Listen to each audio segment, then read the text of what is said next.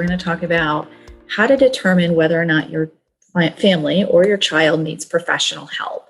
And so I just want to talk about this in a general sense, because sometimes it's really hard to figure out the balance between my child's going through a phase, or being concerned that you're like overreacting and sending a message to your child that something's really wrong, versus just getting the support that you need and being sort of proactive.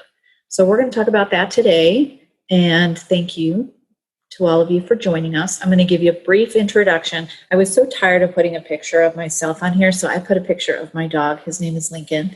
He is very cute, and here we call it his professor pose.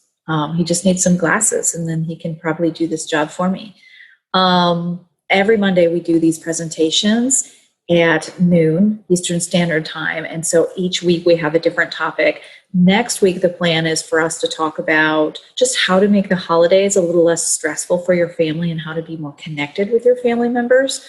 And so I love it when everyone can join me live and add in some questions or comments. But if you can't, we send the replay a little later during the week. Let me make sure that this is recording. It is. Okay. We send a replay a little later during the week to make sure that everybody gets access to the information that we share. A little bit about me. I have a doctorate in school psychology. I also have licensure as a mental health clinician, and I have a solo practice here in Charlotte.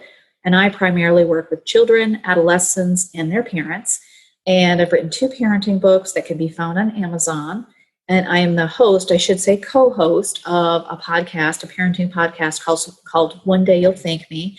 I co-host it with my teenage daughter, Anna, and we talk about parenting topics every week, and we interview a lot of really great guest experts. And I really encourage you to join in and listen to that podcast and let us know if there's certain topics that you'd like us to cover. This week, we are talking with Amanda Crowder, who is a trauma therapist, and she's going to be talking about characteristics of childhood trauma and what parents can do to support their kids. So let's go on with our presentation and talk about professional help. What does that mean when it comes to factoring that in and deciding? I see that Tiffany raised her hand. Let me see if I know how to. I don't even know how to answer that. Hey, Tiffany, would you mind typing your question in the question and answer section, and then it'll be a little bit easier for me to see. So I want to make sure to get everybody's questions and comments mentioned. So basically, when it comes to hiring professional help for your family, that you're hiring a skilled or licensed professional to support a member of your family or the family as a whole. So in the work that I do, of course, parents reach out to me on behalf of their family or their child, and they, usually set up a free consultation call with me that lasts about 30 minutes. They give me some input about what their concerns are. I make sure that their concerns are a good match for my skill, my training, my schedule, and, let the parent know what they can expect from my service. It's really important that the professional you work with is well trained in that area of expertise, the expertise that you need them to have, as well as what they claim to have. That professional should be able to set some clear goals for the client.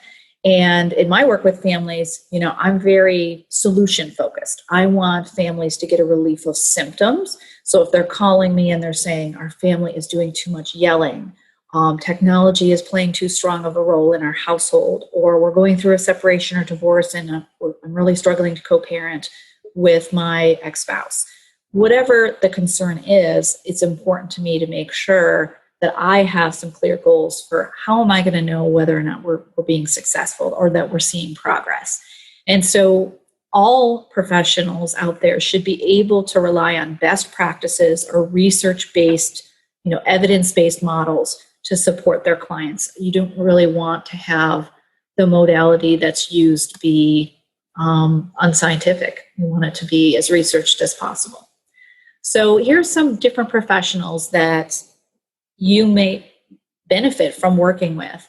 A physician, it's always important for members of the family to be receiving care from a physician and getting regular checkups, or making sure there isn't a physical component to whatever concerns are going on with your child or your family. There's mental health clinicians, which I am a mental health clinician, but within that category, there are several different kinds, and I'm certainly not even including all of them here. But you might have a counselor, a therapist, like a licensed professional counselor. Here in North Carolina, we call them a licensed clinical mental health counselor. And they changed the name recently. That's why I'm stumbling.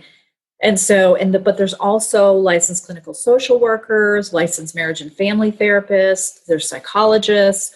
All of the individuals that I'm mentioning do therapy and interventions with different members of the family. Obviously, a marriage and family therapist, they might have specialized skill in doing marriage therapy, which I don't have training in that. So that's not a role that I would take on in a family.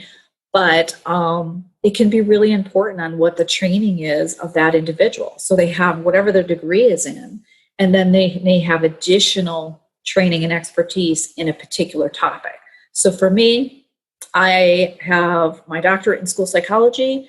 I have additional licensure as a therapist. And then from there, I specialize in kids with behavioral issues and working with families that are undergoing separation or divorce.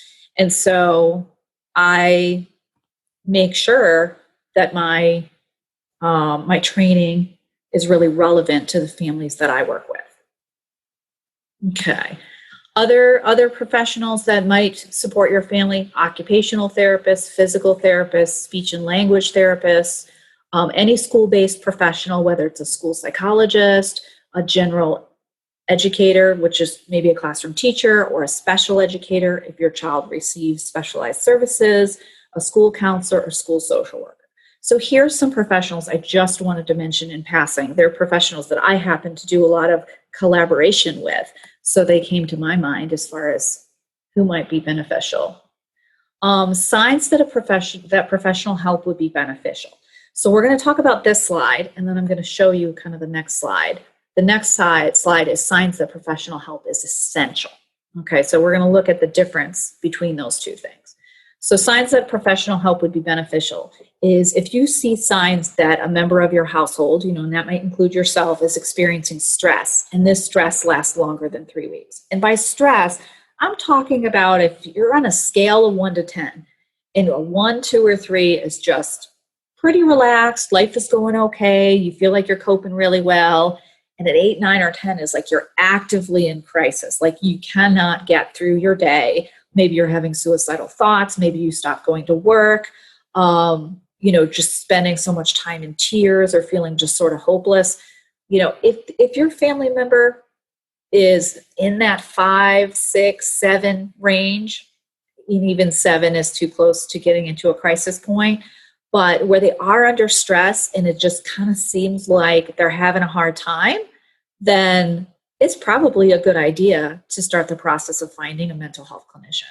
So I've listed here several signs of stress that you could look for in yourself or a member of your household. So I'm going to list some of them here: sadness, poor sleep or poor sleep or eating, being irritable or angry, feeling very anxious or overwhelmed or getting tearful, disregarding their personal hygiene. They're not completing their routine activities. So maybe they're not doing small things like walking the dog or making their bed, or, they're really missing a couple deadlines at work or something like that. And maybe they're making statements that express a lot of feelings of disappointment in themselves or discouragement. Oh, I can't do anything right. Or, oh, I'm never going to be able to do this. Or I'm feeling overwhelmed. Whatever it is, if they're saying those types of things, that's obviously an indicator that they're feeling stressed. So if these symptoms remain mild, they're in that 4 to 5, maybe 6 range on a scale of 1 to 10, then I think professional help would be beneficial, but they're probably not in a crisis state. It's not necessarily an emergency. But I always encourage families, like if you're seeing that's happening and it's going on for more than 2 or 3 weeks, it might be a good idea to make that call and see what you can do to set up an appointment, because that just setting an appointment can give people a real feeling of hope because they start to feel like, okay, I'm going to be getting some help. I'm going to get some relief soon. And so just the process of looking for someone and getting on someone's appointment book can be really helpful. Let's switch gears here and talk a little bit about when professional help is essential. So I mentioned the scale of 1 to 10. So if you have somebody who's creeping up and they're a 6, they're a 7, obviously an 8, 9, or 10, then it's essential that they get access to some care immediately. So in signs that help is essential, and this first one I cannot stress enough, your family members asking for help. So there's times when parents call me and they say, my daughter, let's say she's 11, has said, I really wish I had someone to talk to. I really wish, I could get help with this. I don't like being this way. I don't like feeling this way. And if you have a family member who's saying that, that is absolutely a sign that they need to get help, regardless of how you're interpreting their situation. So sometimes we, as the outsider, might look at our child's life or at our spouse's life and think, gosh, things are generally going well for you. You're doing okay in school. You've got a couple really nice friends. You're doing great at this extracurricular activity. You're cute as a button. Like, I'm not seeing where you should be feeling stress. But if the person's asking for help, then we need to be a good listener to that. Some additional things, if there's any safety issues, if they're expressing suicidal thoughts, if they're engaging in self-harm, and self-harm could be cutting behavior, excuse me, but it could also be reckless behavior. Maybe they're not taking care to notice details when they're driving. Or maybe you notice that they're just doing things that are really unsafe. Maybe they're jumping in a car with somebody they don't know, or they, took $20 out of mom's purse, and that's really not like them. Obviously, if they've starting to use substances or an increased use of substances, maybe they started smoking or vaping, or you've noticed that they're coming home from time with friends and they seem like they have alcohol on their breath. Whatever it is, if you're seeing those signs of stress that might be just self-harming, then it's really important to support them by getting them in front of a professional. If you're worried that this family member might show aggression towards themselves or others, and you'll see farther down, I said other family members are expressing fear or anxiety about being in the presence of this person. So if you have family members where they feel like this other family member is going to blow, whether it's getting aggressive, whether it's running away, just doing something extreme, then obviously that's a sign that getting mental health care is essential. If they've stopped attending school or work, that is a real red flag. I've had students who I've worked with where parents have called me up and said, okay, they haven't been to school in 27 days. And they just are staying home and they're in their bed, and we really cannot compel them to go back to their school or work routine. That's very worrisome behavior. And if other family members are saying, I'm worried about him or her, I feel like something's wrong, those are all signs that this person is either in a crisis, or they've approached a crisis point, or they're approaching a crisis point, and they really need to get support as soon as possible. From my perspective, at that point, it's just not negotiable. Some things, I note this, and I noted this with a little bit of hesitation, because when I was sharing it with my daughter, I was showing her this presentation, and she goes, Mom, this is so much to hear that these are words that parents say when they call you. And so, but I just sort of want to normalize it, in that when parents call me and they're looking for help for their child or for their family, these statements like this are things that I hear like almost every day. So if you found yourself thinking these types of things, then it's definitely time to reach out and get some support. I hate going home. We walk on eggshells around our house. I'm not enjoying motherhood, or I'm not enjoying fatherhood. I feel like my kid hates me. My spouse and I disagree on almost all aspects of parenting. I yell all the time. I'm ashamed of what I say to my kid. My kid embarrasses me. I just can't wait till they grow up and move out. I wonder if I should send my kid to go live somewhere else. My kids hate each other. We never have any fun together. Those are statements. And when I get a call, an intake call, I will note just some small statements like that, because it lets me know to the degree that the parent is feeling really discouraged or demoralized, because it's really appropriate then for me to make sure that the service I'm responding with is commensurate with what they need. And if a parent is feeling really hopeless and like nothing's going to get better, the first task I have is to give that parent some hope. And from there, we can build on what tools they're going to use, what strategies, what communications changes might need to be made. But these are some statements that I commonly hear from parents. And I'm going to be honest, most of the families that I work with, not all of them, but most of them really have been through a pretty significant struggle in their family life. These are not parents who are typically calling because they're like, my kid seems a little bit down. Like it's something that they're seeing some pretty significant problems in their family. Now, this slide talks about just like a little tool that parents can use to help them sort of sort out whether or not it's time to get support. So I ask parents on occasion to keep in mind, and sometimes parents will make little tiny notes in their phone or something just to kind of keep track of some of these things, is I ask parents to look at 3 things when it comes to behaviors or conflicts in their home that feels very stressful and troublesome. So I ask them to look at frequency, intensity, and duration. And frequency is just how often does this particular behavior or symptoms occur. So I use temper tantrums as an example here. So if your frequency of a temper tantrum is twice a month, that can be very, very different than temper tantrums that occur 4 or 5 times a day. So I want parents to be able to speak to the frequency. Intensity is how severe the behavior is. So on that scale of 1 to 10. So for some kids, their temper tantrum might be that they throw whatever's in their hand and then they go and sit under the table and they pout. Okay, so that's probably a pretty low severity. No one's getting hurt, no one's screaming, But in other families, it might be a really severe temper tantrum that it's like a 9 out of 10, where maybe the child is extremely aggressive. Maybe there's somebody who's been pushed or hit, or the child is so hysterical that they're starting to gag because they can't calm down. Parents are yelling, sibling is crying. In that situation, that is considerably more intense than the kid who's sitting under the table and refuses to come out. And then the last thing is duration. How long does this particular behavior last?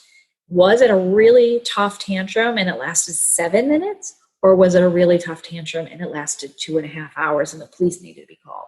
So you can have a child who does it very infrequently. Maybe they only have a temper tantrum like that every 2 months, but the intensity is a 9 or a 10 and the duration is 3, 4, 5 hours. In that situation, even though it's only happening every couple months, we know that that is a very significant behavior that's extremely disruptive to the family and is atypical to expect for your family or for your child. Other times we see, okay, this is a behavior. There was a child I worked with many years ago as a school psychologist, and he had, these incidents where he would go and hide under the table, and he did it multiple times a day. The frequency was really high, the intensity was low, and the duration was not very long either. He would go under there for about 5 minutes. So he did it multiple times a day when he did not like what the teacher was saying or if he was told no. But it was obviously much more manageable because he didn't show aggression and he really wasn't disruptive to the other kids in the classroom. So this is just something to think about. I do want to say, if you're a parent and maybe you don't have high frequency, intensity, or duration, but you just have that feeling of our family life isn't working, this isn't sustainable, I don't feel like this can be just like the culture of our family home, that's enough. You don't have to have all this evidence or data to get help, but this frequency, intensity, and duration is just something that I mentioned because some parents can say, oh gosh, when I look at the data, when I look at the information in front of me, it makes it easier for me to reach for the phone and call somebody. What to expect from your mental health professional. making sure that they're clear and you're clear on what their scope of practice is, what their credentials are, what their areas of expertise are, pricing, and access. And by access, I mean, are they able to offer you weekly appointments? Are you able to schedule phone calls? Will they respond to emails? And not everybody needs all of those things, but if you do, you want to take that into account. Making sure that the person you're working with isn't using blaming language or a judgmental tone. Making sure that their recommendations, I mentioned this before, fall in line with best practice or research-based interventions. I think it's really important that a clinician factor in the family system as well as what I call within child factors. So even if you're calling, most of the time parents call me and they have a concern about one of their children.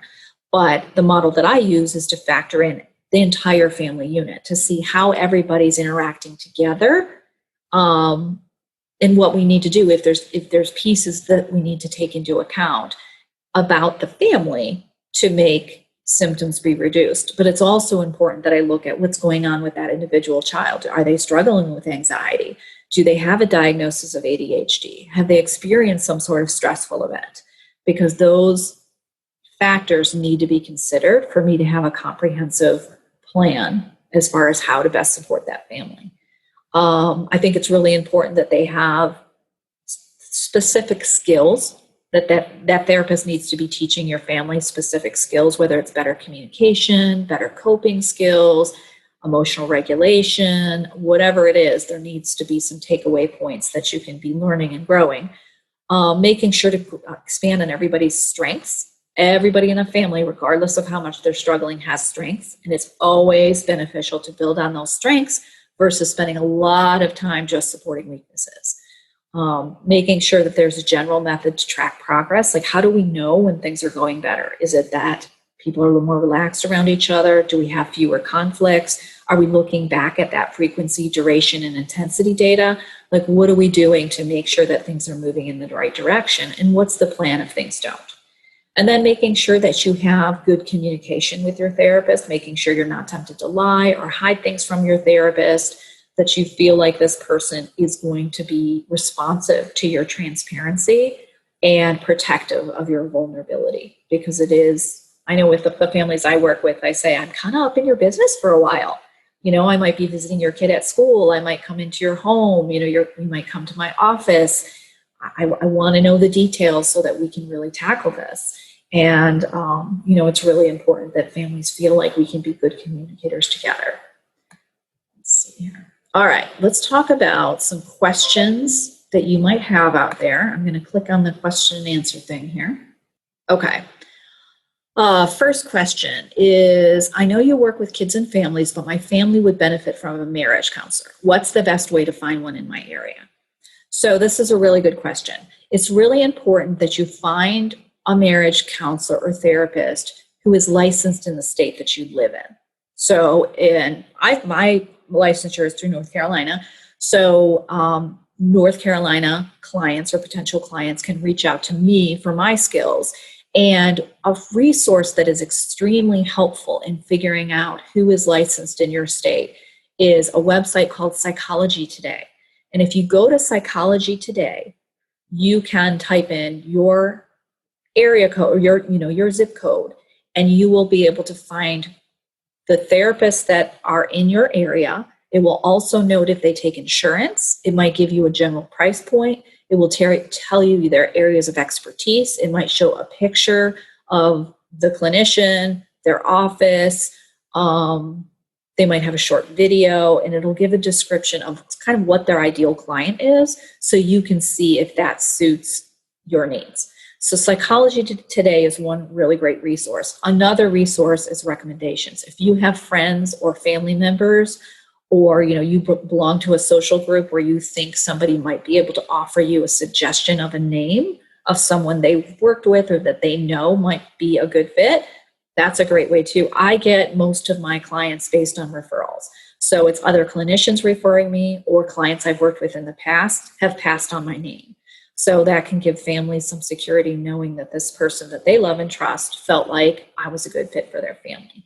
So Psychology Today, personal referrals. And then the third one is if you do need to use your health insurance services, oftentimes there is a list of providers either on your health plan's website, or you can call and get that list of people. So the part that can be a little bit stressful for parents in that is like, it's just a bunch of names and it's really hard to figure out like which of these names are really going to be a good fit.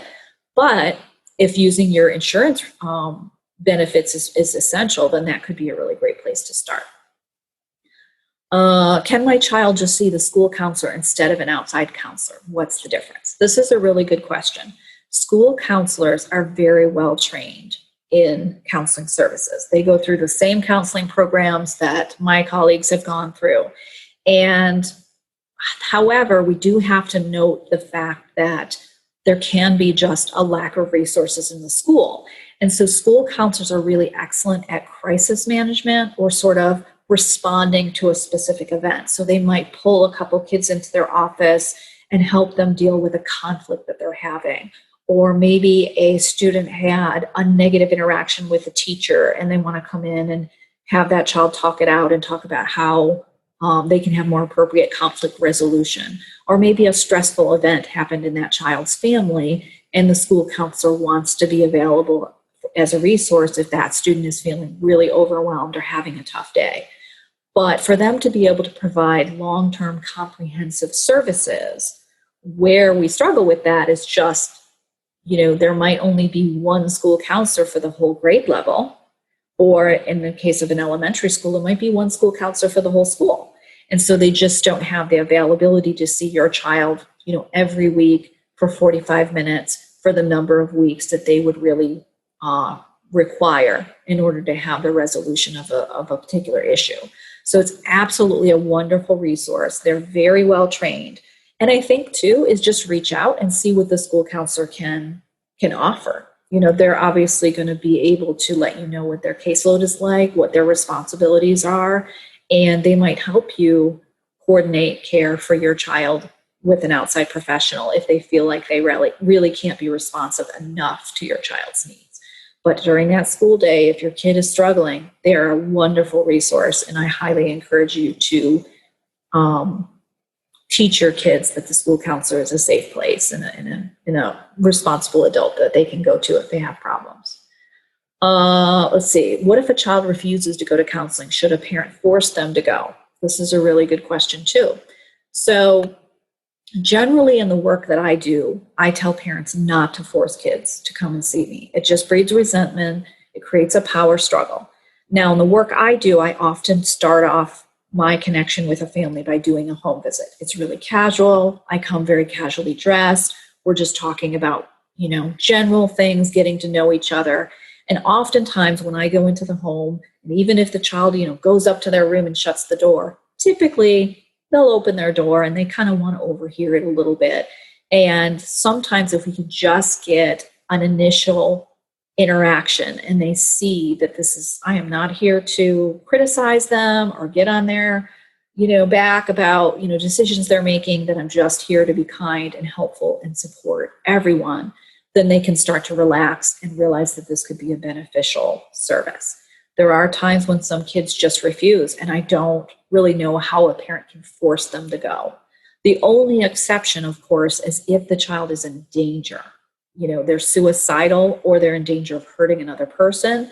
In that situation, you may need to seek emergency care. You may even need to call the police and have them transported to an emergency room to make sure that they're safe. So that would be an exception, is when there really is a safety concern. At that point, your child might not be able to make any kind of rational decision. And as the parent, your primary job is to keep them safe. But if we're talking about more like, oh, my kid seems to be struggling with some of her friends, or, my teenager's a little bit moody and I really think they would benefit from talking to someone, but they don't, they're saying they won't do it. Probably in a circumstance like that, there isn't really going to be a way to force them.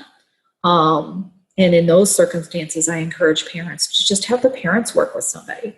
Get some information about what your child could be experiencing, what symptoms to look for, and how they can respond to that child when they're struggling. So even though they're not getting counseling services, they're getting as responsive of a parent as possible.